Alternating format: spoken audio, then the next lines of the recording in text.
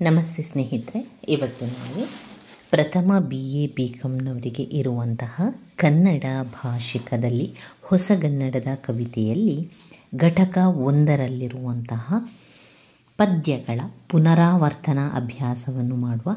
ಈಗಾಗಲೇ ನೀವೆಲ್ಲರೂ ಕೂಡ KSOUನಲ್ಲಿ BA ಅಭ್ಯಾಸಕ್ಕಾಗಿ BA ಪದವಿಯನ್ನು ಮಾಡಿಕೊಂಡಿದ್ದೀರೋ.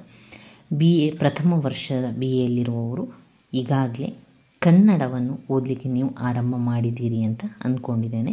ಯಾರೆಲ್ಲ ಓದಲಿಕ್ಕೆ ಆರಂಭ ಮಾಡಿದ್ದೀರೋ ಇವತ್ತು ಒಮ್ಮೆ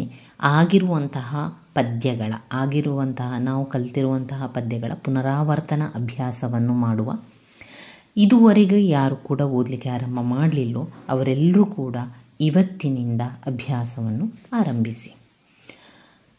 ಯಾರೆಲ್ಲ ದೂರ ಶಿಕ್ಷಣದಲ್ಲಿ ಪದವಿಯನ್ನು ಪಡೆಯಲಿಕ್ಕೆ ಬಯಸ್ತಿರೋ ಅವರಿಗೆಲ್ಲರಿಗೂ ಕೂಡ KSOUನಲ್ಲಿ ಅರ್ಜಿಯನ್ನು ಆಹ್ವಾನಿಸಲಾಗಿದೆ. ಪದವಿಯನ್ನು ಪಡೆಯಲು ನಿಮ್ಮ ಮನೆಯವರಿರ್ಬೋದು, ನಿಮ್ಮ ಗೆಳೆಯರ ಜೊತೆ ಇರ್ಬೋದು, ಎಲ್ಲರಿಗೂ ಕೂಡ ತಿಳಿಸಿಕೊಡಿ. KSOUನಲ್ಲಿ ದೂರ ಶಿಕ್ಷಣವನ್ನು ಮಾಡಲಿಕ್ಕೆ ಅಂದರೆ ಮನೆಯಲ್ಲಿಯೇ ಕುಳಿತು ಪದವಿಯನ್ನು ಪಡೆಯಲಿಕ್ಕೆ ಅರ್ಜಿಯನ್ನು ಆಹ್ವಾನಿಸಿದ್ದಾರೆ. ಅದನ್ನು ನೀವು ಇಂಟರ್ನೆಟ್ ಗೂಗಲಲ್ಲಿ ನೋಡಿಕೊಂಡು ಅವರ ವೆಬ್ಸೈಟಿಗೆ ಹೋಗಿ ಅಲ್ಲಿ ನೀವು ಹುಡುಕಬೇಕು, ಹಾಗೆ ಸರ್ಚ್ ಮಾಡಬೇಕು. ಅಲ್ಲಿ ಸರ್ಚ್ ಮಾಡಿದಾಗ ಅಲ್ಲಿ ಅವರು ಯಾವಾಗ ಅದಕ್ಕೆ ಸೇರಿಕೊಳ್ಳುವಂಥದ್ದು ಏನು ವಿವರಣೆ ಎಲ್ಲ ಕೂಡ ಇರ್ತದೆ. ಹಾಗೆ ಅವರ ಒಂದು ಆಫೀಸ್ನ ಫೋನ್ ನಂಬರ್ ಕೂಡ ಇರ್ತದೆ. ನಿಮಗೆ ಹೆಚ್ಚಿನ ವಿವರಣೆ ಬೇಕು ಅಂತಾದಾಗ ನೀವು ಆ ಫೋನ್ ನಂಬರಿಗೆ ಫೋನ್ ಮಾಡಿ ಅವರಲ್ಲಿ ವಿಚಾರಿಸಬೇಕು. ಯಾಕಂದರೆ ಹೊರಗಿನ ಮಾಹಿತಿಗಳು ಅಷ್ಟೊಂದು ಕೆಲವೊಮ್ಮೆ ಎಷ್ಟೋ ಬದಲಾವಣೆಗಳಲ್ಲಾಗಿರ್ತದೆ. ನೀವು ಬೇರೆಯವರ ಜೊತೆಗೆ ಕೇಳಿದಾಗ ಅದು ತಪ್ಪು ಕೂಡ ಆಗಿರ್ಬೋದು, ಅಥವಾ ಸುಳ್ಳು ಮಾಹಿತಿ ಕೂಡ ಇರಬಹುದು. ಅಂದರೆ ನೀವು ಯಾವಾಗ ಅವರ ವೆಬ್ಸೈಟಲ್ಲಿ KSOU ಅವರ ಆಫೀಸ್ನವರ ನಂಬರಲ್ಲಿ ಎಷ್ಟೋ ನಂಬರ್ಗಳನ್ನು ಕೊಟ್ಟಿರ್ತಾರೆ, ಯಾವುದೇ ನಂಬರ್ಗೆ ನೀವು ಫೋನ್ ಮಾಡಿ ತಿಳ್ಕೊಳ್ಳಿ. ಅದನ್ನು ಯಾವಾಗ ಆರಂಭಿಸ್ತಾರೆ, ನಾವು ಯಾವ ರೀತಿ ಅದಕ್ಕೆ ಹಣವನ್ನು ಕಟ್ಟಬೇಕು, ಯಾವಾಗನಿಂದ ಪರೀಕ್ಷೆಗಳು ಆರಂಭ ಆಗ್ತದೆ, ಯಾವೆಲ್ಲ ವಿಷಯಗಳನ್ನು ತಗೊಳ್ಬೇಕು ಎನ್ನುವಂಥ ವಿಚಾರಗಳನ್ನೆಲ್ಲ ಅವರಲ್ಲಿ ಫೋನ್ ಮಾಡಿ ನೀವು ತಿಳ್ಕೊಳ್ಳಿ ಸ್ನೇಹಿತರೆ. ಅಂದರೆ ನೀವು ನೇರವಾಗಿ ಅವರ KSOU ಅವರ ಆಫೀಸಿಗೆ ಫೋನ್ ಮಾಡಿ ಕೇಳಿದರೆ ನಿಮಗೆ ಎಲ್ಲ ರೀತಿಯ ಮಾಹಿತಿ ಸಿಗ್ತದೆ. ನೀವು ಹೊರಗಿನಲ್ಲಿ ಯಾರ ಹತ್ರ ಕೇಳಿದರೆ ಕೆಲವೊಮ್ಮೆ ನಿಮಗೆ ತಪ್ಪು ಮಾಹಿತಿ ಕೂಡ ಸಿಗ್ಬೋದು. ಅದರಿಂದ ನಾನು ಹೇಳ್ತಾ ಇರುವಂಥದ್ದು ಅವರ ಆಫೀಸ್ಗೆ ಫೋನ್ ಮಾಡಿ ವಿಚಾರಿಸಿಕೊಳ್ಳಿ. ಮನೆಯಲ್ಲಿಯೇ ಕುಳಿತು ಪದವಿಯನ್ನು ಮಾಡುವಂಥದ್ದು ಅಂದರೆ ನಾವು ಪರೀಕ್ಷೆಗೆ ಮಾತ್ರ ಹೋಗಿ ಬರೆಯುವಂಥದ್ದು. ಅವರ ಒಂದು ಅಸೈನ್ಮೆಂಟನ್ನು ಕೂಡ ನಾವು ಆನ್ಲೈನಲ್ಲಿ ಕಳಿಸುವಂಥದ್ದು. ಪರೀಕ್ಷೆಗೆ ಹೋಗಿ ನಾವು ನಮ್ಮಷ್ಟೆಗೆ ತಯಾರಿಯನ್ನು ಮಾಡಿಕೊಂಡು ಪರೀಕ್ಷೆಗೆ ಬರೀಬೇಕು. ಇವತ್ತು ನಾನು ಹೊಸಗನ್ನಡದ ಕವಿತೆಗಳಲ್ಲಿ ಪುನರಾವರ್ತನಾ ಅಭ್ಯಾಸವನ್ನು ಮಾಡ್ತಾ ಇರುವಂಥದ್ದು. ನಾನು ಪ್ಲೇ ಲಿಸ್ಟಲ್ಲಿ ಕೂಡ ಹಾಕಿದ್ದೇನೆ, ಆರಂಭದಿಂದ ಅಭ್ಯಾಸ ಮಾಡಿರುವಂಥದ್ದು. ಘಟಕ 1ರಲ್ಲಿ ನಾನು ಹುತ್ತರಿಯ ಹಾಡಿನ ಬಗ್ಗೆ, ದುಃಖ ಸೇತುವಿನ ಬಗ್ಗೆ, ನೀ ಹಿಂಗ ನೋಡಬೇಡ ನನ್ನ ಕವಿತೆಯ ಬಗ್ಗೆ, ಶ್ರೀಸಾಮಾನ್ಯರ ದೀಕ್ಷಾಗೀತೆ, ಈ 4 ಕವಿತೆಯ ವಿವರಣೆಯನ್ನು ಕೂಡ ನಿಮಗೆ ನಾನು ಕೊಟ್ಟಿದ್ದೇನೆ. ಅದನ್ನು ಪ್ಲೇ ಲಿಸ್ಟಲ್ಲಿ ಕೂಡ ನೀವು ನೋಡ್ಕೊಳ್ಬೋದು. ಇವತ್ತಿಗೆ ನಾವು ಪುನರಾವರ್ತನಾ ಅಭ್ಯಾಸವನ್ನು ಮಾಡುವಂಥದ್ದು. ಅಂದರೆ ಒಮ್ಮೆ ಎಲ್ಲ ಕಲಿತ ನಂತರ ಅದು ಏನೆಲ್ಲ ವಿಚಾರಗಳದರೊಳಗಿದೆ ಎನ್ನುವಂಥದ್ದನ್ನು ಒಮ್ಮೆ ತಿಳಿತಾ ಹೋಗುವ. ಹುತ್ತರಿಯ ಹಾಡು ಕವಿತೆಯನ್ನು ಬರೆದವರು ಪಂಜೆ ಮಂಗೇಶ ರಾವ್ ಅವರು. ನಿಮಗೆ ಕವಿತೆಯ ಹೆಸರಿನ ಜೊತೆಗೆ ಕವಿಯ ಹೆಸರು ಕೂಡ ಗೊತ್ತಿರಬೇಕು ಸ್ನೇಹಿತರೆ. ಯಾಕಂದರೆ ಸಂದರ್ಭ ಸ್ವಾರಸ್ಯ ಪ್ರಶ್ನೆ ಬಂದಾಗ, ಸಂದರ್ಭ ಸಹಿತ ವಿವರಿಸಿ ಪ್ರಶ್ನೆಗಳು ಬಂದಾಗ ನಾವು ಕವಿತೆಯ ಹೆಸರಿನ ಜೊತೆಗೆ ಕವಿಯ ಹೆಸರನ್ನು ಕೂಡ ಬರೀಬೇಕು. ಕವಿತೆಯ ಹೆಸರಿನ ಜೊತೆಗೆ ಕವಿತೆಯನ್ನು ಬರೆದ ಕವಿಯ ಅವರ ಹೆಸರನ್ನು ಕೂಡ ನಾವು ಬರಿಬೇಕಾಗ್ತದೆ. ಆ ರೀತಿ ಬರೆದ್ರೆ ನಮಗೆ ಒಳ್ಳೆಯ ಅಂಕಗಳು ಸಿಗಲಿಕ್ಕೆ ಸಹಾಯ ಆಗ್ತದೆ. ಕೆಲವೊಮ್ಮೆ ನಮಗೆ ಕವಿಯ ಹೆಸರು ಏನೂ ಗೊತ್ತಿಲ್ಲ ಅಂತಾದರೂ ಕೂಡ ಒಂದು ಸ್ವಲ್ಪ ಆದರೂ ಕೂಡ ಅದರ ವಿವರಣೆಯನ್ನು ಮಾಡಿ ಬರಬೇಕಾಗ್ತದೆ. ಅದರಿಂದ ಮೊದಲಿಗೆ ನಾನು ಹೇಳುವಂಥದ್ದು ಹುತ್ತರಿಯ ಹಾಡು ತುಂಬಾ ಇಂಪಾರ್ಟೆಂಟ್ ಆಗಿರುವಂತಹ ಕವಿತೆ. ಪ್ರತಿಯೊಂದು ಪ್ರಶ್ನೆ ಪತ್ರಿಕೆಯಲ್ಲೂ ಇರುವಂತಹ ಒಂದು ಪ್ರಶ್ನೆ ಹುತ್ತರಿಯ ಹಾಡಿನಿಂದ ಕೇಳುವಂತಹ ಒಂದು ಕವಿತೆ ಆಗಿರುವಂಥದ್ದು. ಕೇಳುವಂತಹ ಪ್ರಶ್ನೆಗಳು ಹುತ್ತರಿಯ ಹಾಡಿನಿಂದ ಬರ್ತದೆ. ಹುತ್ತರಿಯ ಕವಿತೆಯನ್ನು ಬರೆದವರು ಪಂಜೆ ಮಂಗೇಶ ರಾವ್. ಇನ್ನೊಮ್ಮೆ ಹೇಳ್ತೇನೆ, ಸರಿಯಾಗಿ ಕೇಳ್ಕೊಳ್ಳಿ. ಓದಲಿಕ್ಕೆ ಸಮಯ ಇಲ್ಲ ಅಂತ ಅಂದವರು ನೀವೇನು ಮಾಡ್ಕೊಳ್ಳಿ, ನಿಮ್ಮ ಕೆಲಸದ ಜೊತೆಗೆ ಈ ಒಂದು ವಿಡಿಯೋವನ್ನು ಕೇಳ್ತಾ ಕಲ್ತ್ಕೊಳ್ಳಿ. ಹೇಳಬೇಕಾದ್ರೆ ಆ ಒಂದು ಹೆಸರನ್ನು ನೀವು ಕೂಡ ರಿಪೀಟ್ ಮಾಡಬೇಕು. ನೀವು ನಿಮ್ಮ ಕೆಲಸದ ಜೊತೆಗೆ ನೀವು ಈ ಒಂದು ವಿಡಿಯೋವನ್ನು ಕೇಳ್ತಾ ಇದ್ದೀರಿ ಅಂತಾದರೆ ನೀವೇನು ಮಾಡಬೇಕು, ನಾನು ಹೇಳಿರುವಂಥ ವಿಚಾರವನ್ನು ಮತ್ತೊಮ್ಮೆ ನೀವು ಹೇಳಬೇಕು. ಈಗ ಹುತ್ತರಿಯ ಹಾಡು ಎನ್ನುವಂಥ ಕವಿತೆಯನ್ನು ಪಂಜೆ ಮಂಗೇಶರಾವ್ ಅವರು ಬರೆದಿದ್ದಾರೆ ಅಂತ ನಾನಿಲ್ಲಿ ಹೇಳ್ತೇನೆ. ಆವಾಗ ನೀವು ಕೂಡ ಅದನ್ನು ರಿಪೀಟ್ ಮಾಡಬೇಕು. ಹುತ್ತರಿಯ ಹಾಡು ಎನ್ನುವಂಥ ಕವಿತೆ ಯಾರು ಬರೆದಿದ್ದಾರೆ? ಪಂಜೆ ಮಂಗೇಶರಾವ್. ಪಂಜೆ ಮಂಗೇಶರಾವ್. ಈ ರೀತಿಯಾಗಿ ಕವಿಯ ಹೆಸರನ್ನು ಕೂಡ 2-3 ಬಾರಿ ಹೇಳಬೇಕು. ಯಾಕಂದರೆ ಯಾವುದೇ ಒಂದು ಹೆಸರನ್ನು ನಾವು ಹೇಳ್ತಾ ಇದ್ದರೆ ಆ ಒಂದು ಹೆಸರು ನೆನಪಲ್ಲಿರ್ತದೆ. ಇವಾಗ ನೋಡಿ, ನಾವು ಮನೆಗಳಲ್ಲಿ ಅಥವಾ ನಮ್ಮ ಸಂಬಂಧಿಕರ ಮನೆಯಲ್ಲಿ ನೋಡಿ, ನಾವು ಆ ಹೆಸರುಗಳನ್ನು ಹೇಳ್ತಾ ಇದ್ದರೆ ನಮಗೆ ಆ ಹೆಸರು ನೆನಪಿರ್ತದೆ. ಇನ್ನು ಹೇಳದೇ ಇದ್ದ ಹೆಸರುಗಳು ಒಮ್ಮೆ ಹೇಳಿದ ತಕ್ಷಣ ಆ ಹೆಸರು ಮರ್ತೋಗ್ತದಲ್ವ. ಅದೇ ರೀತಿ ಇಲ್ಲಿ ಕೂಡ ನಾವು 2-3 ಬಾರಿ ಹೇಳ್ತಾ ಇರಬೇಕು. ಹುತ್ತರಿಯ ಹಾಡು ಎನ್ನುವಂಥ ಕವಿತೆಯನ್ನು ಪಂಜೆ ಮಂಗೇಶರಾವ್ ಅವರು ಬರೆದಿದ್ದಾರೆ. ಪಂಜೆ ಮಂಗೇಶರಾವ್ ಅವರು ಹುತ್ತರಿಯ ಹಾಡು ಎನ್ನುವ ಕವಿತೆಯನ್ನು ಬರೆದಿದ್ದಾರೆ ಎನ್ನುವಂಥದ್ದನ್ನು ಹೇಳ್ಕೊಳ್ಳಿ. ಆಮೇಲೆ ನೀವು ತಿಳ್ಕೊಳ್ಬೇಕಾಗಿರುವಂಥದ್ದು, ಈ ಒಂದು ಹಾಡು ಯಾವ ವಿಚಾರವನ್ನು ಹೇಳ್ತದೆ? ಈ ಒಂದು ಹಾಡು ಕೊಡಗಿನ ಪ್ರಕೃತಿ ಸೌಂದರ್ಯದ ಜೊತೆಗೆ ಕೊಡಗಿನಲ್ಲಿ ಆಚರಿಸುವ ಒಂದು ಮುಖ್ಯವಾದಂತಹ ಹಬ್ಬ ಹುತ್ತರಿ ಎನ್ನುವಂಥ ಹಬ್ಬವನ್ನು ಆಚರಿಸುವುದರ ಬಗ್ಗೆ ವಿವರಿಸ್ತಾ ಇದ್ದಾರೆ. ಕವಿ ಯಾವುದರ ಬಗ್ಗೆ ಇಲ್ಲಿ ವಿವರಿಸ್ತಾ ಇದ್ದಾರೆ? ಹುತ್ತರಿಯ ಹಾಡು ಎನ್ನುವಂತಹ ಕವಿತೆಯನ್ನು ಪಂಜೆ ಮಂಗೇಶರಾವ್ ಅವರು ಬರೆದಿದ್ದಾರೆ. ಅದರಲ್ಲಿ ಅವರು ಯಾವುದರ ಬಗ್ಗೆ ವಿಚಾರಿಸ್ತಾ ಇದ್ದಾರೆ, ಯಾವುದರ ಬಗ್ಗೆ ಹೇಳ್ತಾ ಇದ್ದಾರೆ ಅಂದರೆ ಕೊಡಗಿನಲ್ಲಿ ಆಚರಿಸುವಂತಹ ಹುತ್ತರಿ ಎನ್ನುವಂತಹ ಹಬ್ಬವನ್ನು ವಿವರಿಸ್ತಾ ಇದ್ದಾರೆ. ಹುತ್ತರಿಯ ಹಬ್ಬ ಎನ್ನುವಂಥದ್ದು ಹೊಸ ಭತ್ತದ ಬೆಳೆಯನ್ನು ಮನೆಗೆ ತರುವಂತಹ ಒಂದು ಸಮಯವನ್ನು ಹಬ್ಬ ಆಚರಿಸುವಂಥದ್ದು. 1 ವಾರಗಳ ಕಾಲ ಆಚರಿಸುವಂಥ ಈ ಒಂದು ಹಬ್ಬವನ್ನು ಡಿಸೆಂಬರ್ ತಿಂಗಳಲ್ಲಿ ಆಚರಿಸ್ತಾರೆ, ಹುಣ್ಣಿಮೆಯ ದಿನದಂದು. ಇಲ್ಲಿ ನಾನು ಕೆಲವೊಂದು ವಿಷಯಗಳನ್ನು ಪದೇ ಹೇಳ್ತಾ ಇದ್ದೇನೆ. ಯಾಕಂದರೆ ನೀವು ಕಲಿಬೇಕು, ನಿಮಗೆ ಅದು ನೆನಪಲ್ಲಿ ಉಳಬೇಕು ಎನ್ನುವಂಥ ದೃಷ್ಟಿಯಿಂದ ನಾನು ಪದೇ ಹೇಳ್ತಾ ಇದ್ದೇನೆ. ಇನ್ನು ಕೆಲವರಿಗೆ ಅನ್ನಿಸ್ಬೋದು ಹೇಳಿದ್ದನ್ನೇ ಹೇಳ್ತಾ ಇದ್ದಾರೆ, ಹೇಳಿದ್ದನ್ನೇ ಮತ್ತೊಮ್ಮೆ ಹೇಳ್ತಾ ಇದ್ದಾರೆ ಅಂತ. ಇಲ್ಲಿ ನಾನು ಹೇಳುವಂತಹ ಉದ್ದೇಶ ಅಷ್ಟೇ, ನಿಮಗೆ ಅದು ಸರಿಯಾಗಿ ನೆನಪಲ್ಲಿರಬೇಕು. ನಾನು ಹೇಳುವಂಥ ವಿಚಾರ ಒಮ್ಮೆಗೆ ಹೇಳಿದ್ದನ್ನು ನೀವು ಮರೆತು ಬಿಟ್ಟರೆ ನೀವು ಆ ಒಂದು ವಿಡಿಯೋವನ್ನು ನೋಡಿದರೂ ಕೂಡ ಏನು ಪ್ರಯೋಜನ ಇಲ್ಲ ಅಲ್ವಾ. ಅದಕ್ಕೋಸ್ಕರ ಒಮ್ಮೆ ಹೇಳಿರುವಂಥದ್ದು ಪುನಃ ನೀವು ಕೇಳ್ತಾ ಇದ್ದೀರಿ ಅಂತಾದರೆ ನಿಮ್ಮ ಮನಸ್ಸಿನೊಳಗೆ ಅದು ಗಟ್ಟಿಯಾಗಿ ಕೂತ್ಕೊಳ್ಬೇಕು. ನಿಮ್ಮ ಮನಸ್ಸಿನೊಳಗೆ ಅದು ಗಟ್ಟಿಯಾಗಿ ಆ ವಿಚಾರ ಇರಬೇಕು ಅಂತಾದರೆ ನಾನು ಪದೇ ಹೇಳ್ತಾ ಇರಬೇಕು. ಆ ಪದೇ ಹೇಳಿದಾಗ ನಿಮ್ಮ ಮನಸ್ಸಿನೊಳಗೆ ಆ ವಿಚಾರ ಉಳಿತದೆ. ಯಾವಾಗ ನಾನು ಒಂದೇ ಬಾರಿ ಹೇಳ್ತಾ ಹೋಗ್ತೇನೋ ನೀವು 1 ಬಾರಿ ಮಾತ್ರ ಕೇಳ್ತೀರಾ, ಅವಾಗೇನಾಗ್ತದೆ, ನಿಮ್ಮ ಮನಸ್ಸಿಂದಲೂ ಕೂಡ ನೀವು ಅದನ್ನು ಹೊರಗೆ ಹಾಕ್ತೀರಾ, ನೀವು ಓದಿದ್ದು ಕೂಡ ಮರ್ತೋಗ್ತದೆ, ನೀವು ಆ ಒಂದು ವಿಡಿಯೋವನ್ನು ನೋಡಿದ್ದು ಕೂಡ ನಿಮಗೆ ಪ್ರಯೋಜನ ಆಗೋದಿಲ್ಲ. ಅದಕ್ಕೋಸ್ಕರ ನಾನು ಪದೇ ಹೇಳ್ತಾ ಹೋಗ್ತೇನೆ. ಯಾಕಂದರೆ ಇದು ಪುನರಾವರ್ತನ ಅಭ್ಯಾಸದಲ್ಲಿ ನಾನು ಈಗಾಗಲೇ ಇದರ ವಿವರಣೆಯನ್ನು ಕೊಟ್ಟಿದ್ದೇನೆ. ಇವತ್ತು ಕೇವಲ ಪುನರಾವರ್ತನ ಅಭ್ಯಾಸ ಮಾತ್ರ. ಎಲ್ಲಿಗೆ ನಾವು ತಲುಪಿದೆವು? ಇನ್ನು ಹುತ್ತರಿಯ ಹಾಡು ಎನ್ನುವಂತಹ ಕವಿತೆಯ ವಸ್ತು ಏನು, ಕವನದ ಆಶಯ ಏನು ಅಂದರೆ ಕೊಡಗಿನ ಪ್ರಕೃತಿ ಸೌಂದರ್ಯದ ಬಗ್ಗೆ ಇಲ್ಲಿ ಕವಿಯು ವಿವರಿಸ್ತಾ ಇದ್ದಾರೆ. ಕೊಡಗಿನ ಪ್ರಕೃತಿ ಸೌಂದರ್ಯದ ಜೊತೆಗೆ ಕೊಡಗಿನ ಜನರ ಆಚಾರ ವಿಚಾರ, ರೀತಿ ನೀತಿ, ಊಟ, ಅವರ ಒಂದು ಶಕ್ತಿ ಪರಾಕ್ರಮಗಳನ್ನೆಲ್ಲ ಕೂಡ ವಿವರಿಸ್ತಾ ಹೋಗುವಂತಹ ಒಂದು ಕವಿತೆ ಇದೆಯಲ್ಲ, ಅದು ಹುತ್ತರಿಯ ಹಾಡು ಎನ್ನುವಂತಹ ಕವಿತೆ. ಹುತ್ತರಿಯ ಹಾಡಿನಲ್ಲಿ ಸಂದರ್ಭ ಸ್ವಾರಸ್ಯ ತುಂಬಾ ಇಂಪಾರ್ಟೆಂಟ್. ಅದರಲ್ಲಿ ಪದೇ ಬಂದಿರುವಂಥ ಒಂದು ಸಂದರ್ಭ ಸ್ವಾರಸ್ಯವನ್ನು ಮಾತ್ರ ನಾನು ಹೇಳ್ತಾ ಇದ್ದೇನೆ. ಕ್ವಶನ್: ಬೊಮ್ಮಗಿರಿಯಂ ಪುಷ್ಪಗಿರಿ ಪರ್ಯಂತ ಬೆಳದಿ ದೇಶವು ಎನ್ನುವಂಥದ್ದು ಹಳೆಯ ಪ್ರಶ್ನೆ ಪತ್ರಿಕೆಗಳಲ್ಲಿ ಬಂದಿರುವಂತಹ ಒಂದು ಸಂದರ್ಭ ಸ್ವಾರಸ್ಯ.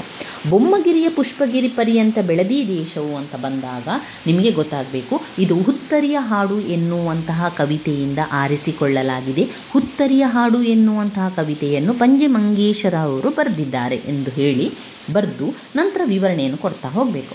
ಕೊಡಗನ್ನು ಇಲ್ಲಿ ಕವಿಯು ವಿವರಿಸ್ತಾ ಇದ್ದಾರೆ. ಕೊಡಗಿನ ಪ್ರಕೃತಿ ಸೌಂದರ್ಯವನ್ನು ವಿವರಿಸುತ್ತಾ ಕೊಡಗು ಬ್ರಹ್ಮಗಿರಿಯಿಂದ ಪುಷ್ಪಗಿರಿಯ ತನಕ ಅದರ ಸೊಬಗು ಹಬ್ಬಿಕೊಂಡಿದೆ. ಬ್ರಹ್ಮಗಿರಿಯಿಂದ ಪುಷ್ಪಗಿರಿಯ ತನಕ ಕೊಡಗಿನ ಪ್ರಕೃತಿ ಸೌಂದರ್ಯ ಇದೆ, ಅದು ಅಷ್ಟೊಂದು ವಿಸ್ತಾರವಾಗಿ ಹಬ್ಬಿಕೊಂಡಿದೆ ಎನ್ನುವಂಥದ್ದನ್ನು ವಿವರಿಸ್ತಾ ಹೋಗುವಂಥದ್ದು. ಇಲ್ಲಿ ಪಂಜೆ ಮಂಗೇಶರಾಯರು ಮಡಿಕೇರಿಯಲ್ಲಿ ಮುಖ್ಯೋಪಾಧ್ಯಾಯರಾಗಿದ್ದರು. ಅಂತಹ ಸಂದರ್ಭದಲ್ಲಿ ಅವರು ಅಲ್ಲಿನ ಒಂದು ಹಬ್ಬವನ್ನು ನೋಡಿ ಕೊಡಗಿನ ಇತಿಹಾಸ, ಸಂಸ್ಕೃತಿ, ಭಾಷೆ, ಅಲ್ಲಿಯ ಜನರ ರೀತಿ ನೀತಿ ಎಲ್ಲವನ್ನು ನೋಡಿ ಅವರು ಈ ಒಂದು ಕವಿತೆ ಅವರಿಗೆ ಬಂದಿರುವಂಥದ್ದನ್ನು ಕಾಣ್ಬೋದು. ಇಲ್ಲಿ ಬಂದಿರುವಂಥ ಮುಖ್ಯ ಅರ್ಥಗಳು: ಹೊಯ್ಲು, ಹೊಡೆತ; ಅಮ್ಮದು, ಅವಕಾಶ ಕೊಡುವುದಿಲ್ಲ; ಜಮ್ಮದು, ಹೆದರುವುದಿಲ್ಲ; ಬಗ್ಗ ಅಂದರೆ ಹುಲಿ; ಗಿರಿ ಅಂದರೆ ಬೆಟ್ಟ. ಬಿಮ್ಮನೆ ಎನ್ನುವಂಥದ್ದು 2-3 ಬಾರಿ ಕೇಳಿದ್ದಾರೆ. ಬಿಮ್ಮನೆ ಅಂದರೆ ಸುಮ್ಮನೆ. ಅರ್ಥದಲ್ಲಿ ಇನ್ನೊಮ್ಮೆ ಹೇಳ್ತೇನೆ: ಬಿಮ್ಮನೆ, ಸುಮ್ಮನೆ. ಬಿಮ್ಮನೆ ಅಂದರೆ ಸುಮ್ಮನೆ, ಗಿರಿ ಅಂದರೆ ಬೆಟ್ಟ, ಬಗ್ಗ ಅಂದರೆ ಹುಲಿ, ಅಮ್ಮದು ಅವಕಾಶ ಕೊಡುವುದಿಲ್ಲ, ಜಮ್ಮದು ಅಂದರೆ ಹೆದರುವುದಿಲ್ಲ, ಹೊಯ್ಲು ಅಂತ ಹೊಡೆತ. ಇವಿಷ್ಟು ಹುತ್ತರಿಯ ಹಾಡಿನಿಂದ ಆಯಿತು. ಇನ್ನು ಅದರಲ್ಲಿ ಘಟಕ 1ರಲ್ಲಿ ಮತ್ತೊಂದು ಪದ್ಯ ಕವಿತೆ ದುಃಖ ಸೇತು. ದುಃಖ ಸೇತು ಎನ್ನುವಂತಹ ಕವಿತೆಯನ್ನು ಬರೆದವರು BM ಶ್ರೀಯವರು. ಯಾರು? ದುಃಖ ಸೇತು ಎನ್ನುವಂತಹ ಕವಿತೆಯನ್ನು ಬರೆದವರು BM ಶ್ರೀಯವರು. ಈ ಒಂದು ದುಃಖ ಸೇತು ಎನ್ನುವಂತಹ ಕವಿತೆಯಲ್ಲಿ ಹರೆಯದ ಹೆಣ್ಣೊಬ್ಬಳ ದುರಂತ, ದಾರುಣ ಸಾವು ಉಂಟಾಗ್ತಾ ಇದೆ. ದುರಂತ ಸಾವು ಆಗಿದೆ. ಅಲ್ಲಿ ಕವಿಯವರು ಎಲ್ಲ ವಿಚಾರವನ್ನು, ಆ ಒಂದು ದುಃಖದ ವಿಚಾರವನ್ನು ಹೇಳ್ತಾ ಇರುವಂಥದ್ದನ್ನು ಕಾಣಬಹುದು. ಹರೆಯದ ಹೆಣ್ಣೊಬ್ಬಳು ದುರಂತ, ದಾರುಣ ಸಾವು ಆಗುವಂಥದ್ದು ಅಂದರೆ ಈ ಒಂದು ಕವನದಲ್ಲಿ ಏನಾಗ್ತದೆ ಅಂತ ಹೇಳಿದರೆ, ಕಟುಕ ಕಾಮುಕನೊಬ್ಬ ಏನು ಮಾಡ್ತಾನೆ, ಕಾಮ ಪಿಶಾಚಿಗೆ, ಕಾಮದ ಆಸೆಗೆ ಅವಳನ್ನು ಬಲಿಪಶುವನ್ನಾಗಿ ಮಾಡಿಕೊಂಡು ನಂತರ ಅವಳನ್ನು ಸಮಾಜ ಒಂದು ಅಪಮಾನ ಮಾಡುವಂಥದ್ದು, ಅವಳ ಮನೆಯವರು ಅವಳನ್ನು ಅಪಮಾನ ಮಾಡುವಂಥದ್ದು, ಅವಳನ್ನು ನಿಂದಿಸುವಂಥದ್ದು. ಆ ಒಂದು ಕಾಮುಕನನ್ನು ಯಾರೂ ಹೇಳುವಂಥದ್ದಿಲ್ಲ. ಎಲ್ಲರೂ ಕೂಡ ಆ ಒಂದು ಹೆಣ್ಣು ಮಗಳನ್ನು ಹೇಳುವಂಥದ್ದನ್ನು ಅವಳು ಸಹಿಸಲು ಸಾಧ್ಯವಾಗದೆ ಅಂತಹ ಸಂದರ್ಭದಲ್ಲಿ ದುಃಖವನ್ನು ಮಡುವಾಗಿಸಿಕೊಂಡು ಅವಳು ಏನು ಮಾಡ್ತಾಳೆ, ಹೊಳೆಗೆ ಹಾರಿ ಪ್ರಾಣವನ್ನು ತ್ಯಜಿಸ್ತಾಳೆ. ಹೊಳೆಗೆ ಹಾರಿ ಪ್ರಾಣವನ್ನು ತ್ಯಜಿಸಿದ ನಂತರ ಈ ಒಂದು ಕ್ರೂರ ಸಮಾಜದಿಂದ ನಾನು ಇರುವುದಿಲ್ಲ, ಈ ಕ್ರೂರ ಸಮಾಜದಿಂದ ಬಿಡುಗಡೆಯನ್ನು ಹೊಂದಬೇಕು ಅಂತ ಹೇಳಿ ಅವಳು ಹೊಳೆಗೆ ಹಾರಿ ಪ್ರಾಣವನ್ನು ತ್ಯಜಿಸ್ತಾಳೆ. ಅಂತಹ ಸಂದರ್ಭದಲ್ಲಿ ಕವಿ BM ಶ್ರೀಯವರು ಏನು ಹೇಳ್ತಾ ಇದ್ದಾರೆ ಅಂದರೆ, ಇವಳಿಗೆ ಯಾರೂ ಇಲ್ವಾ, ತಂದೆ ತಾಯಿ ಅಣ್ಣ ತಮ್ಮಂದಿರು ಅಕ್ಕ ತಂಗಿಯರು, ಇವಳು ಮಕ್ಕಳಿಲ್ವಾ, ಮಕ್ಕಳಿದ್ರಾದರೂ ಅವಳು ಉಳಿತಿದ್ಲು, ಅಣ್ಣ ತಮ್ಮಂದಿರಿಗೋಸ್ಕರ ಆದರೂ ಉಳಿತಿದ್ಲು, ಅಪ್ಪ ಅಮ್ಮನಿಗೋಸ್ಕರ ಯಾರೂ ಕೂಡ ಇಲ್ವಾ ಎನ್ನುವಂತಹ ದುಃಖದ ಮಾತುಗಳನ್ನು ಆಡುವಂಥದ್ದು. ಅದೇ ರೀತಿ ಈ ಸಮಾಜಕ್ಕೆ ಅವರು ಬೈತಾ ಇದ್ದಾರೆ. ಯಾಕೆ ಅವಳಿಗೆ ಅಷ್ಟೊಂದು ಹಿಂಸೆ ಕೊಡ್ತಾ ಇದ್ದೀರಿ, ಅವಳು ಏನು ಮಾಡಿದಾಳೆ, ಅವಳ ತಪ್ಪಾದರೂ ಏನಿದೆ ಇಲ್ಲಿ ಕಟುಕ ಕಾಮುಕನೊಬ್ಬ ಅವಳನ್ನು ಕಾಮದ ಪಿಶಾಚಿಯಾಗಿ, ಕಾಮದ ಆಸೆಗೆ ಅವಳನ್ನು ಬಲಿಪಶು ಮಾಡುವಂಥದ್ದು ಅವನಾಗಿರ್ತಾನೆ. ಆದರೆ ಸಮಾಜದಲ್ಲಿ ಬಹಿಷ್ಕೃತಳಾಗುವಂಥದ್ದು, ಅಪಮಾನವನ್ನು ಅನ್ವಯಿಸುವಂಥದ್ದು, ಅವಮಾನವನ್ನು ಅನ್ವಯಿಸುವಂಥದ್ದು ಆ ಹೆಣ್ಣು ಮಗಳು. ಅಂತಹ ಸಂದರ್ಭದಲ್ಲಿ ಈ ಸಮಾಜದಲ್ಲಿ, ಈ ಒಂದು ಕ್ರೂರ ಸಮಾಜದಲ್ಲಿ ಅವಳಿಗೆ ಬಾಳಲು ಸಾಧ್ಯ ಆಗದೆ ಅವಳು ಏನು ಮಾಡ್ತಾಳೆ, ಹೊಳೆಗೆ ಹಾರಿ ಪ್ರಾಣವನ್ನು ತ್ಯಜಿಸ್ತಾಳೆ. ಈ ದುಃಖ ಸೇತು ಎನ್ನುವಂತಹ ಕವಿತೆ ಒಟ್ಟಿನಲ್ಲಿ ಹರೆಯದ ಹೆಣ್ಣೊಬ್ಬಳ ದುರಂತ, ದಾರುಣ ಸಾವಿನ ಬಗ್ಗೆ ಕವಿ ವಿವರಿಸ್ತಾ ಇರುವಂಥದ್ದನ್ನು ಕಾಣಬಹುದು. ಇಲ್ಲಿ ಒಂದು ಸಂದರ್ಭ ಸ್ವಾರಸ್ಯ ಬಂದಿರುವಂಥ ಒಂದು ಮುಖ್ಯವಾದ ಸಂದರ್ಭ ಸ್ವಾರಸ್ಯದ ಪ್ರಶ್ನೆ: ಜವರಾಯ ನುಂಗಿದಿ ಹೆಣ್ಣು ಮಗುವಿನಲ್ಲಿ ಹೊರೆದ ಕಲ್ಮಶ ತೊರೆದು ಈಗ ತಾನುಳಿದುವುದು ಚೆಲುವಾದ ನಿರ್ಮಲವಾದ ಹೆಣ್ಣುತನವೊಂದು. ಇಲ್ಲಿ ಯಮರಾಯ ಏನು ಮಾಡ್ತಾನೆ, ಯಮರಾಯ ಅವಳ ಬದುಕನ್ನು, ಅವಳ ಒಂದು ಪ್ರಾಣವನ್ನು ತೆಗೆದುಕೊಂಡಿದ್ದಾನೆ. ಅನಾಥೆಯಾದಂತಹ ಹೆಣ್ಣು ಮಗಳೊಬ್ಬಳು ಕರುಣಾಜನಕ ಸ್ಥಿತಿಯ ಚಿತ್ರಣವನ್ನು ಇಲ್ಲಿ ಧ್ವನಿಪೂರ್ಣಕವಾಗಿ ವಿವರಿಸಿದ್ದಾರೆ. ದುಃಖ ಸೇತು ಎನ್ನುವಂತಹ ಕವಿತೆಯಲ್ಲಿ BM ಶ್ರೀಯವರು ಹೆಣ್ಣು ಮಗಳೊಬ್ಬಳ ಕರುಣಾಜನಕ ಸ್ಥಿತಿಯನ್ನು ವಿವರಿಸುವಂಥದ್ದನ್ನು ಕಾಣ್ತಾ, ಜೈವರಾಯ ನುಂಗಿದೀನಿ ಹೆಣ್ಣು ಮಗುವಿನಿ ಅಂತ ಹೇಳಿದಾಗ ಯಮರಾಯನು ಆ ಹೆಣ್ಣು ಮಗುವನ್ನು ತಿಂದನು ಎನ್ನುವಂತಹ ಒಂದು ಮಾತನ್ನು ಹೇಳ್ತಾ ಇದ್ದಾರೆ. ಈ ಒಂದು ಹೊಳೆಗೆ ಹಾರಿ ಪ್ರಾಣವನ್ನು ಕಳೆದುಕೊಂಡಂತಹ ಸ್ಥಿತಿಗೆ ಅವಳು ತಲುಪ್ತಾಳೆ. ಅಂತಹ ಸಂದರ್ಭದಲ್ಲಿ ಸಾವಿನಿಂದಾಗಿ ಅವಳು ಹೊತ್ತಿದ್ದ ಪಾಪ ಕಲ್ಮಶಗಳೆಲ್ಲ ಕಳೆದಿದೆ. ಹೆಣ್ಣು ಮಗಳಾಗಿ ಅವಳು ಹೊತ್ತಿದ್ದ ಪಾಪ ಕೊಳೆ ಬದುಕಿನ ಅಂತ್ಯದಾಟದಲ್ಲಿ ಕೊನೆಗೊಂಡಿದೆ. ಸತ್ತ ಮೇಲೂ ಅವಳು ಮಾಡಿದ ತಪ್ಪನ್ನು ನೆನೆದು ಹೀಯಾಳಿಸುವುದು ಬೇಡ. ನಿರ್ಮಲವಾದ ಮನಸ್ಸಿನಿಂದ ಹೆಣ್ಣು ಮಗುವಿನ ಸೌಂದರ್ಯವನ್ನು ನೆನೆದುದಾದರೆ ಅವಳಲ್ಲಿ ಹೆಣ್ಣುತನದ ವಿಶೇಷತೆ ಕಾಣಿಸಬಲ್ಲದು ಎಂದು ಅವರು ಹೇಳುವಂಥದ್ದನ್ನು ಕಾಣಬಹುದು. ಇನ್ನು ಅವಳು ಎಲ್ಲವನ್ನು ಬಿಟ್ಟು ಈ ಒಂದು ಕ್ರೂರ ಸಮಾಜದಿಂದ ತನ್ನ ಒಂದು ಕಲ್ಮಶವನ್ನೆಲ್ಲ ಕಳಿಬೇಕು ಅಂತ ಅವಳು ಹೊಳೆಗೆ ಹಾರುತ್ತಾಳೆ. ಅದ ನಂತರದ್ದು ಕೂಡ ಅವಳ ಬಗ್ಗೆ ಕೆಟ್ಟದ್ದನ್ನು ಮಾತನಾಡಬೇಡಿ, ಅವಳ ಒಳ್ಳೆತನದ ಬಗ್ಗೆ ಮಾತನಾಡಿ ಅಂತ ಕವಿ ವಿವರಿಸುವಂಥದ್ದು ಕಾಣಬಹುದು. ಇಲ್ಲಿ ಬಂದಿರುವಂಥ ಕಠಿಣ ಪದದ ಅರ್ಥ ಮುಖ್ಯವಾಗಿರುವಂಥದ್ದನ್ನು ಮಾತ್ರ ಹೇಳ್ತಾ ಹೋಗ್ತೇನೆ. ಕಾಯ ಅಂದರೆ ದೇಹ, ಕಾಯ ಅಂದರೆ ದೇಹ, ಹೊರೆದ ಅಂದರೆ ಕೂಡಿದ, ಹೊರೆದ ಅಂದರೆ ಕೂಡಿದ. ಮೊರೆ ಅಂದ್ರೇನು? ಮೊರೆ ಅಂದರೆ ಪ್ರಾರ್ಥನೆ, ಮೊರೆಯುವಂಥದ್ದು, ಪ್ರಾರ್ಥನೆಯನ್ನು ಮಾಡುವಂಥದ್ದು. ಇಲ್ಲಿ ಸಂದರ್ಭ ಸ್ವಾರಸ್ಯದ ಪ್ರಶ್ನೆಗಳು. ವೇದೆಯನ್ನು ತಾಳದೆನೆ ಮುಳುಗಿದಳು ಹೊಳೆಗೆ, ಹೊಳೆಗೆ ಎನ್ನುವಂಥ ವಿಚಾರ. ಆಮೇಲೆ ಕಾಮುಕನ ಆಸೆ, ಜಮರಾಯ ಬಂದನು, ಅದೆಲ್ಲ ಬಂದಾಗ ಅದು ಯಾವ ಪಾಠದಿಂದ, ಯಾವ ಪದ್ಯದಿಂದ ಅಂತ ನಿಮಗೆ ಗೊತ್ತಾಗಬೇಕು ಅಂತ ಹೇಳಿದರೆ ದುಃಖ ಸೇತು ಎನ್ನುವಂಥ ಕವಿತೆಯಿಂದ BM ಶ್ರೀ ಅವರು ಆಯ್ಕೆ BM ಶ್ರೀ ಅವರ ಒಂದು ದುಃಖ ಸೇತು ಎನ್ನುವಂಥ ಕವಿತೆಯಿಂದ ಈ ಒಂದು ಸಾಲನ್ನು ಆರಿಸಿಕೊಳ್ಳಲಾಗಿದೆ ಎನ್ನುವಂಥದ್ದನ್ನು ಬರೀಬೇಕಾಗ್ತದೆ. ಇನ್ನು ಮುಂದಿನ ಪದ್ಯ ಘಟಕ 1ರಲ್ಲೇ ಬರುವಂಥದ್ದು ನೀ ಹಿಂಗ ನೋಡಬೇಡ ನನ್ನ. ದ ರಾ ಬೇಂದ್ರೆಯವರು ಬರೆದಿರುವಂತಹ ಈ ಒಂದು ಕವಿತೆ ನೀ ಹಿಂಗ ನೋಡಬೇಡ ನನ್ನ. ಯಾರು ಬರೆದಿದ್ದಾರೆ? ದ ರಾ ಬೇಂದ್ರೆಯವರು ನೀ ಹಿಂಗ ನೋಡಬೇಡ ನನ್ನ ಎನ್ನುವಂತಹ ಕವಿತೆಯನ್ನು ಬರೆದಿದ್ದಾರೆ. ಈ ಒಂದು ಕವನದಲ್ಲಿ ಮುಖ್ಯವಾಗಿ ಕಾಣುವಂಥದ್ದು ಇಲ್ಲಿ ದುಃಖದಿಂದ, ಇಲ್ಲಿ ಕವಿಯ ಒಂದು ಎದೆಯಲ್ಲಿ ಹುಟ್ಟಿದಂತಹ ಒಂದು ಹಾಡು, ದುಃಖದಿಂದ ಅವರ ಒಂದು ಎದೆಯಲ್ಲಿ ಹುಟ್ಟಿರುವಂತಹ ಹಾಡನ್ನು ಇಲ್ಲಿ ಅವರು ವಿವರಿಸ್ತಾ ಇದ್ದಾರೆ. ಕೌಟುಂಬಿಕ ಜೀವನದ ಬಗ್ಗೆ ಈ ಒಂದು ಕವಿತೆ ಇದೆ. ಇಲ್ಲಿ ಯಾವ ವಿಚಾರವಾಗಿ ಅವರು ದುಃಖ ಪಡ್ತಾ ಇದ್ದಾರೆ ಅಂತ ಹೇಳಿದರೆ, ಇಲ್ಲಿ ಒಂದು ಮಗು ಮರಣ ಹೊಂದಿದೆ. ಮರಣಿಸಿರುವಂತಹ ಮಗುವಿನ ಮುಂದೆ ಕುಳಿತು ತಾಯಿ ದುಃಖ ಪಡ್ತಾ ಇದ್ದಾಳೆ. ತವರಿಗೆ ಹೋದಂತಹ ತಾಯಿ ಅಲ್ಲಿ ಮಗುವನ್ನು ಕಳ್ಕೊಂಡಿದ್ದಾಳೆ. ಮಗು ಮರಣ ಹೊಂದಿದೆ. ಆದರೆ ತನ್ನ ಗಂಡನಾದವನು, ಮಗುವಿನ ತಂದೆಯಾದವನು ಸ್ವಲ್ಪ ಬೇಗ ಬರುತ್ತಿದ್ದರೆ ಆ ಮಗುವನ್ನು ಆರೈಕೆ ಮಾಡಿ ಬದುಕಿಸಬಹುದಿತ್ತೇನೋ ಎನ್ನುವಂತಹ ಭಾವನೆಯಿಂದ ಅವಳು ಅವನನ್ನೇ ದೃಷ್ಟಿಸಿ ನೋಡುವಂಥದ್ದು. ಇಲ್ಲಿ ಆ ತಾಯಿಯ ಒಂದು ದುಃಖ, ಅವಳು ಮೌನದಲ್ಲಿ ತನ್ನ ಗಂಡನನ್ನು ಎಲ್ಲವನ್ನು ನೋಡಿ ಹೇಳ್ತಾ ಇರ್ತಾಳೆ. ಅದನ್ನು ನೋಡಿ ಅವನಿಗೆ ತಡಿಲಿಕ್ಕಾಗ್ತಾ ಇಲ್ಲ. ಅವರಿಗೆ ಏನನ್ನಿಸ್ತದೆ ಅಂದರೆ, ನೀನು ಈ ರೀತಿ ನನ್ನನ್ನು ನೋಡಬೇಡ, ನೀನು ನೋಡಿದರೆ ನನಗೆ ತಡಿಲಿಕ್ಕೆ ಆಗ್ತಾ ಇಲ್ಲ. ಅದನ್ನೇ ಆ ಒಂದು ಕವಿತೆ ಹೆಸರಾಗಿದೆ ನೋಡಿ, ನೀ ಹಿಂಗ ನೋಡಬೇಡ ನನ್ನ. ದ ರಾ ಬೇಂದ್ರೆಯವರು ಬರೆದಿರುವಂತಹ ಈ ಒಂದು ಕೌಟುಂಬಿಕ ಚಿತ್ರಣದ ಒಂದು ಕವಿತೆ ಪ್ರಣಯದ ಕವಿತೆ ಎನ್ನುವಂತೆ ಬಿಂಬಿಸಿದ್ರೂ ಕೂಡ ಅದು ಸರಿಯಲ್ಲ ಅಂತ ವಿವರಿಸ್ತಾ ಇದ್ದಾರೆ. ಅದರ ಜೊತೆಗೆ ದುಃಖದಿಂದ ಕೂಡಿದ ಅರ್ಥಪೂರ್ಣವಾಗಿ ಎದೆಯಲ್ಲಿ ಹುಟ್ಟಿರುವಂತಹ ಹಾಡು. ಈ ಒಂದು ಕವಿತೆಯ ಭಾಗದಲ್ಲಿ ಮಗುವೊಂದು ಮರಣಿಸಿದಾಗ ತಾಯಿಯೊಬ್ಬಳು ಏನೆಲ್ಲ ಅನುಭವಿಸ್ತಾಳೆ, ತಾಯಿಯೊಬ್ಬಳು ಅನುಭವಿಸುವ ಶೋಕ, ಗಂಡನ ನಿರಂತರ ಸಾಂತ್ವನದ ಚಿತ್ರಣ ಸ್ಪಷ್ಟವಾಗಿ ಕಾಣ್ತದೆ.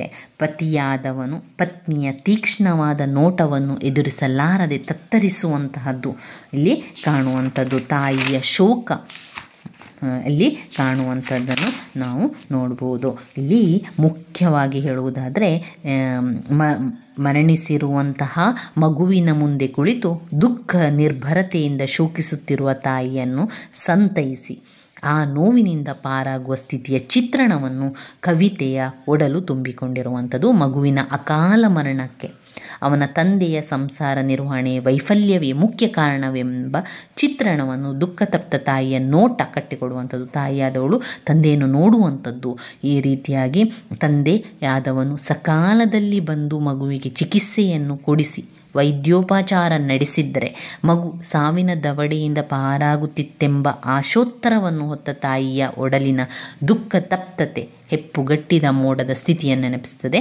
ಆ ರೀತಿ ನೋಡುವಂತಹ ಸಂದರ್ಭದಲ್ಲಿ ತಂದೆಯಾದವನು ಹೇಳುವಂಥದ್ದು, ನೀ ಹಿಂಗೆ ನೋಡಬೇಡ ನನ್ನ, ನಾನು ಹೆಂಗೆ ನೋಡಲಿ ನಿನ್ನ, ನೀನು ಈ ರೀತಿಯ ಒಂದು ದೃಷ್ಟಿಯನ್ನಿಟ್ಟುಕೊಂಡು ಆ ದುಃಖ ತಪ್ತ ಮನಸ್ಸಿನಿಂದ ನನ್ನನ್ನು ನೋಡ್ತಾ ಇದ್ರೆ ನನಗೆ ನೋಡಲಿಕ್ಕೆ ಸಾಧ್ಯ ಆಗ್ತಾ ಇಲ್ಲ, ನನಗೆ ನಿನ್ನನ್ನು ಮತ್ತೊಮ್ಮೆ ನೋಡಿ ಸಾಂತ್ವನ ಹೇಳಲಿಕ್ಕೆ ಆಗ್ತಾ ಇಲ್ಲ ಎನ್ನುವಂಥದ್ದನ್ನು ನೀ ಹಿಂಗೆ ನೋಡಬೇಡ ನನ್ನ ಎನ್ನುವಂತಹ ಕವಿತೆಯಲ್ಲಿ ನಾವು ಕಾಣ್ಬೋದು. ಅದನ್ನು ದ ರಾ ಬೇಂದ್ರೆಯವರು ಬರೆದಿರ್ತಾರೆ.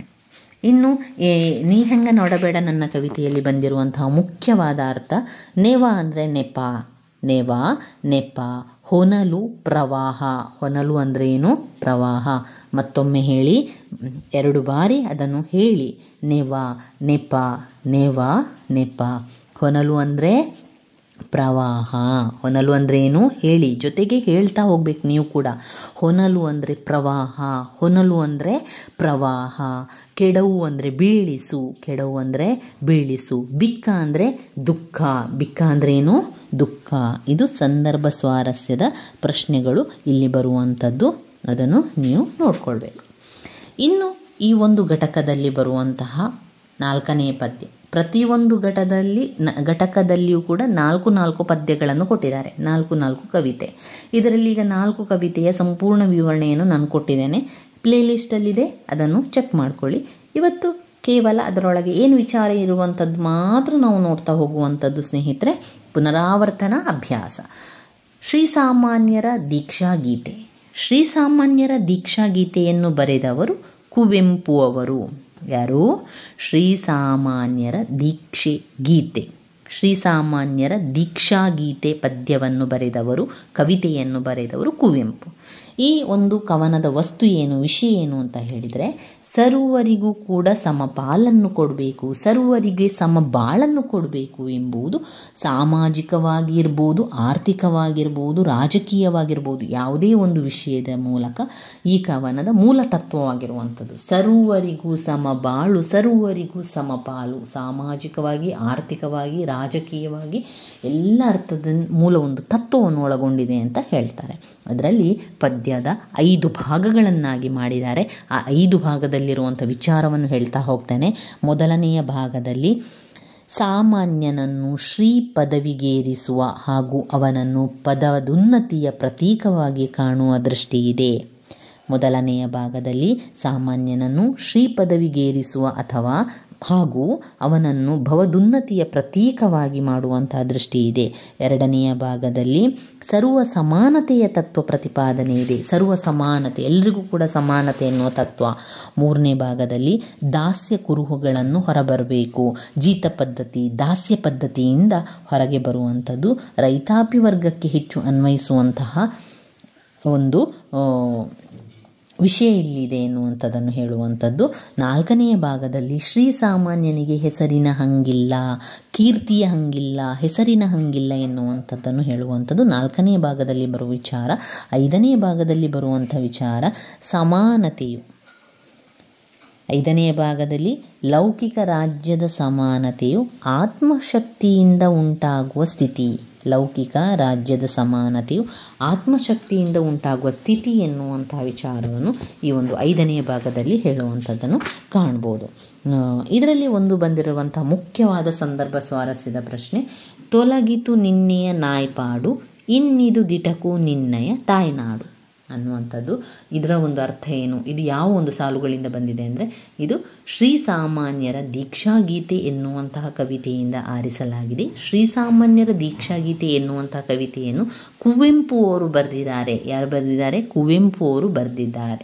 ಕುವೆಂಪು ಅವರು ರಚಿಸಿರುವಂತಹ ಕವಿತೆಯಾಗಿದೆ. ಈ ಒಂದು ವಾಕ್ಯದ ಪ್ರಕಾರ ಕವಿ ಏನು ವಿವರಿಸ್ತಾ ಇದ್ದಾರೆ ಅಂದರೆ, ಈ ಭೂಮಿ ನಮ್ಮದು, ಈ ಒಂದು ಭೂತಾಯಿ ನಮ್ಮದು, ಈ ನಾವು ಬಿತ್ತನೆ ಮಾಡುವಂಥ ಬೀಜ ನಮ್ಮದು, ಬಿತ್ತನೆ ಮಾಡುವಂಥ ಭೂಮಿ ಇದೆಯಲ್ಲ ಅದು ನಮ್ಮದು ಅಂತ ಆದಮೇಲೆ ನಾವು ಯಾರಿಗೆ ಹಂಗಿಯಲ್ಲಿರಬೇಕು, ಯಾರ ಹಂಗಲ್ಲಿ ನಾವು ಇರಬೇಕು, ಯಾರ ಹಂಗಲ್ಲೂ ಕೂಡ ನಾವು ಇರಬೇಕಂತ ಇಲ್ಲ. ಇವತ್ತಿನ ಒಂದು ತೊಲಗಿತು ನಿನ್ನೆಯ ನಾಯಿಪಾಡು, ನಿನ್ನೆಯ ಒಂದು ನಾಯಿಪಾಡಿದೆಯಲ್ಲ ಅದು ಬಿಟ್ಟು ಬಿಡು, ಅದು ಆಯಿತು, ಮುಗೀತು. ಇನ್ನು ಇನ್ನಿದು ದಿಟಕು ನಿನ್ನಯ ತಾಯ್ನಾಡು, ಇದು ನಿಜವಾಗಿಯೂ ನಿನ್ನ ತಾಯಿಯ ನಾಡು. ಈ ಭಾರತ ದೇಶ ಎನ್ನುವಂಥ ನಮ್ಮ ಭಾರತೀಯರು ನಾವೆಲ್ಲರೂ ಕೂಡ ಈ ಒಂದು ತಾಯಿಯ ಮಕ್ಕಳು ಅಂತಾದಮೇಲೆ ಇದು ನಮ್ಮ ತಾಯ್ನಾಡು. ಇಲ್ಲಿ ಹಂಗಿಲ್ಲ, ಸಾಮಾನ್ಯನ ಹಂಗಿಲ್ಲ, ನಾಯಿಪಾಡಿನ ಬದುಕಿಗೆ ಅಂತ್ಯವನ್ನು ಸೂಚಿಸಿದಂತಹ ಕವಿ ನಿಜವಾಗಿಯೂ ಇದು ನನ್ನ ತಾಯ್ನಾಡು ಎಂಬ ಹೆಮ್ಮೆಯ ಭಾವನೆ ಮೂಡುವಂತಾದರೆ ಈ ಒಂದು ನೆಲ, ಜಲ, ಕಾನು, ಬಾನು, ನುಡಿ, ಹೊಳೆ ಎಲ್ಲ ಕೂಡ ನಮ್ಮದೇ ಅಂತ ಆದಮೇಲೆ ನಾವು ಯಾರ ಹಂಗಲ್ಲಿ ನಾವು ಇರಬೇಕು ಅಲ್ವಾ? ಅದರಿಂದ ಇಲ್ಲಿ ನಮಗೆ ಯಾರ ಹಂಗೂ ಇಲ್ಲ ಅಂತ ವಿವರಿಸುವಂಥದ್ದನ್ನು ಕಾಣ್ಬೋದು ಆ ಒಂದು ಸಾಲಿನಲ್ಲಿ. ಇನ್ನು ಇಲ್ಲಿ ಸಂದರ್ಭ ಸ್ವಾರಸ್ಯ ಬಂದಲ್ಲಿ ಅದೊಂದು ಸಾಲುಗಳು ತುಂಬಾ ಮುಖ್ಯವಾಗಿರುವಂತಹ ಪ್ರಶ್ನೆ. ಇನ್ನು ಕಠಿಣ ಪದಗಳ ಅರ್ಥಗಳಲ್ಲಿ ಮುಖ್ಯವಾಗಿರುವಂತಹ ಅರ್ಥ, ದೀಕ್ಷೆ ಎಂದರೆ ವ್ರತವನ್ನು ಕೈಗೊಳ್ಳುವಂಥದ್ದು. ದೀಕ್ಷೆ ಅಂದರೆ ವ್ರತವನ್ನು ಕೈಗೊಳ್ಳುವಂಥದ್ದು. ಜೋಜ್ಯ ಅಂದರೆ ಸವಿಯೂಟ. ಜೋಜ್ಯ ಅಂದರೆ ಏನು? ಸವಿಯೂಟ. ಇಳೆ ಅಂದರೆ ಭೂಮಿ. ಇಳೆ ಅಂದರೆ ಏನು? ಭೂಮಿ. ಕಾನ್ ಅಂದರೆ ಕಾಡು. ಬಾನ್ ಅಂದರೆ ಆಕಾಶ. ಬಾನ್ ಅಂದರೆ ಆಕಾಶ. ತಿಮಿರ ಅಂದರೆ ಕತ್ತಲೆ. ತಿಮಿರ ಎನ್ನುವಂಥದ್ದು ಕತ್ತಲೆ. ತಿಮಿರ, ಕತ್ತಲೆ. ಕುನಿ ಮುದುಡು, ಕುನಿ ಅಂದ್ರೇನು? ಮುದುಡು, ಕುನಿ ಮುದುಡು. ವಕ್ಷ ಎದೆ, ವಕ್ಷ ಎದೆ. ಮಿಥ್ಯ ಸುಳ್ಳು, ಮಿಥ್ಯ ಸುಳ್ಳು. ವಮನ ವಾಂತಿ, ವಮನ ಅಂದರೆ ವಾಂತಿ. ತಿಮಿರ ಅಂದರೆ ಕತ್ತಲೆ. ಇದು ಹಲವು ಬಾರಿ ಹಳೆಯ ಪ್ರಶ್ನೆ ಪತ್ರಿಕೆಯಲ್ಲಿ ಇದೆ ನೋಡಿ. ತಿಮಿರ ಅಂದರೆ ಕತ್ತಲೆ, ತಿಮಿರ ಅಂದರೆ ಕತ್ತಲೆ. ವಮನ ಅಂದರೆ ವಾಂತಿ. ಕುನಿ ಅಂದರೆ ಮುದುಡು, ವಕ್ಷ ಅಂದರೆ ಎದೆ, ಹವ್ಯಾಸ ಅಂದರೆ ಅಭ್ಯಾಸ, ಮಿಥ್ಯ ಅಂದರೆ ಸುಳ್ಳು, ಪ್ರಖ್ಯಾತಿ ಅಂದರೆ ಪ್ರಸಿದ್ಧ, ಬಾನ್ ಎಂದರೆ ಆಕಾಶ, ಇಳೆ ಅಂದರೆ ಭೂಮಿ, ಜೋಜ್ಯ ಅಂದರೆ ಸವಿಯೂಟ. ಕಮ್ಮಾರ, ಕಬ್ಬಿಣದ ಕೆಲಸ ಮಾಡುವವನು. ಕಮ್ಮಾರ ಅಂದರೆ ಕಬ್ಬಿಣದ ಕೆಲಸ ಮಾಡುವವನು. ಚಮ್ಮಾರ ಅಂದರೆ ಚರ್ಮದ ಕೆಲಸ ಮಾಡುವವನು. ಕಮ್ಮಾರ ಅಂದರೆ ಕಬ್ಬಿಣದ ಕೆಲಸ ಮಾಡುವವನು. ಚಮ್ಮಾರ ಅಂದರೆ ಚರ್ಮದ ಕೆಲಸ ಮಾಡುವವನು. ದೀಕ್ಷೆ ಅಂದರೆ ವ್ರತವನ್ನು ಕೈಗೊಳ್ಳುವಿಕೆ. ಇವಿಷ್ಟು ಶ್ರೀಸಾಮಾನ್ಯನ ದೀಕ್ಷಾಗೀತೆಯಲ್ಲಿ ಬರುವಂತಹ ವಿಚಾರವಾಗಿದೆ. ಇನ್ನು ಬರುವಂತಹದ್ದು ಘಟಕ 2ರಲ್ಲಿ ಕಣಿವೆಯ ಮುದುಕ. ಅದರಲ್ಲೂ ಕೂಡ 4 ಪದ್ಯಗಳಿದೆ, ಕವಿತೆ ಇದೆ. ಕಣಿವೆಯ ಮುದುಕ, ತುಂಗಭದ್ರೆ, ವರ್ಧಮಾನ, ದಾಸಿಮಯ್ಯ ಮತ್ತು ಬೆಕ್ಕು. ಈಗಾಗಲೇ ನಾವು ದಾಸಿಮಯ್ಯ ಮತ್ತು ಬೆಕ್ಕು ಎನ್ನುವಂತಹ ಕವಿತೆಯ ವಿವರಣೆಯನ್ನು ನಾನು ಕೊಟ್ಟಿದ್ದೇನೆ.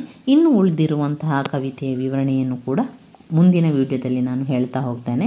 ಕಣಿವೆಯ ಮುದುಕ, ತುಂಗಭದ್ರೆ, ವರ್ಧಮಾನ, ದಾಸಿಮಯ್ಯ ಮತ್ತು ಬೆಕ್ಕು, ಈ 4 ಕವಿತೆಗಳ ವಿವರಣೆಗಳನ್ನು ಕೂಡ ಮುಂದಿನ ವಿಡಿಯೋದಲ್ಲಿ ನಾವು ತಿಳಿತಾ ಹೋಗುವ ಸ್ನೇಹಿತರೆ. ಇವತ್ತು ನಾವು ನೋಡಿರುವಂಥದ್ದು ಘಟಕ 1ರಲ್ಲಿರುವಂತಹ ಎಲ್ಲ ಕವಿತೆಯ ವಿವರಣೆಯನ್ನು ತಿಳ್ಕೊಂಡಿದ್ದೇವೆ. ಅದನ್ನು ನೀವು ಪಾಯಿಂಟ್ಸ್ ಬುಕ್ ಅಂತ ಮಾಡ್ತಾ ಇದ್ದೀರಿ ಅಂತಂದರೆ ಪಾಯಿಂಟ್ಸ್ ಬುಕ್ಕಲ್ಲಿ ಬರ್ಕೊಳ್ಳಿ.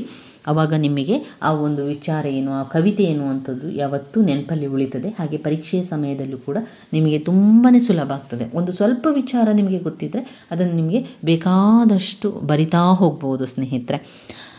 ಘಟಕ 1ರಲ್ಲಿ ನಾವು ಯಾವುದೆಲ್ಲ ಕಲಿತೆವು? ಹುತ್ತರಿಯ ಹಾಡು, ಪಂಜೆ ಮಂಗೇಶ ರಾವ್ ಬರೆದಿರುವ ಹುತ್ತರಿಯ ಹಾಡು. ದುಃಖ ಸೇತು, BM ಶ್ರೀಯವರು ಬರೆದಿರುವಂತಹ ದುಃಖ ಸೇತು. ನಿಹಿಂಗ ನೋಡಬೇಡ ನನ್ನ, ದ.ರಾ ಬೇಂದ್ರೆಯವರು ಬರೆದಿರುವಂತಹ ನಿಹಿಂಗ ನೋಡಬೇಡ ನನ್ನ.